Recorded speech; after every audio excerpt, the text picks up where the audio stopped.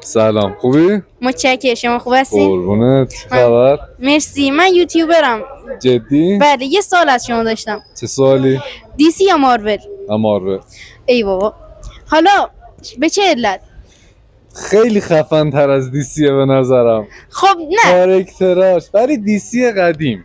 ولی خب آخه کاراکترها کدومو میخواین؟ مثلا کدوم؟ مارول. اون نه آیرون مثلا من، آیرون اسپایدرمن. خودم مثلا عاشق تونی استارکم. میدونستید اسپایدرمن داخل یه کمیک دیسی آره؟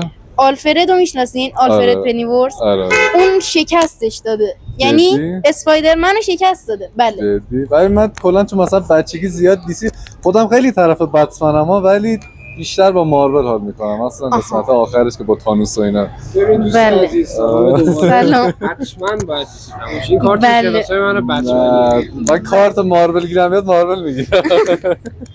بچه‌ها دوباره خدافظ. حتما چنل تو بده چشم. سابسکرایب بتمایت. کنید. متشکرم. دوباره اگه شد باید.